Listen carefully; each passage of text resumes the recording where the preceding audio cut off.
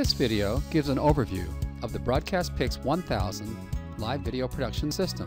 The 1000 includes a control panel, multi-view, and a choice of system boxes depending on the number of inputs and features. The multi-view is customizable. I'll simplify it to one monitor and leave room to add a soft panel to show you how the panel works. Up top is the program window, which shows what I'm sending out live on air to my audience.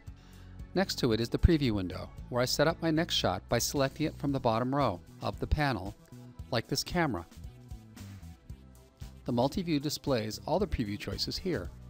Now I press the Cut button to take what's on preview to program. I can also select one of my clip players on preview, and when I cut it to program, it starts playing automatically. To change clips, I use the panel's Pix pad, which also shows on the multi-view. I press the Clip button to load my clip library into the Pix pad, and then I select a clip by name, like Breaking News, and it starts playing. Or I can go to the next page of clips and select a different clip, and it starts playing. The name of the selected clip is shown on the clip player's button in the preview row and on the multi-view with its image. In the same way, I can press the Still button to load my library of still pictures into the Pix pad.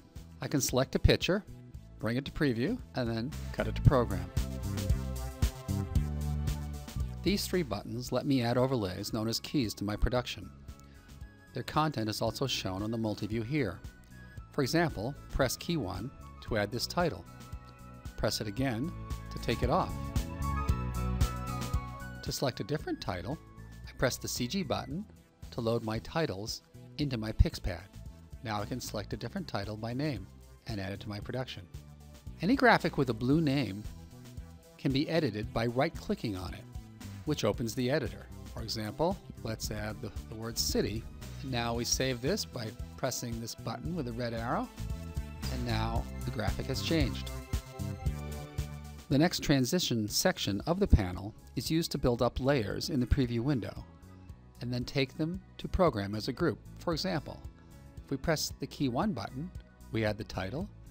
We press key 2 to add a logo. Now when we take them to air, they all move as a group. These buttons provide additional control of the keys. For example, let's select key 2 and change its fill source from a logo to a camera. Now we'll go to the key 2 controls that are in the Pix pad, and we'll squeeze that camera down and move it to the top right, and now we'll bring that composition to air. In addition to cut transitions, I can do a fade by pressing the Mix button, and now Auto Trans, and it mixes it to air. Or I can press the Effects button, select any of these effects off the Pix pad, and use the effect to take it to air.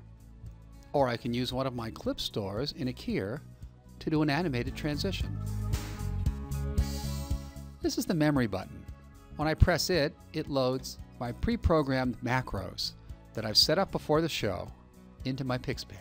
I have one to return the system to a home position. Another will pull up a 2-box that I've composed with a camera and a clip squeezed into boxes and placed on an animated background. I have other macros that I can use to bring up the right box or to squeeze it back. Thank you for watching this overview of the Broadcast Pix 1000.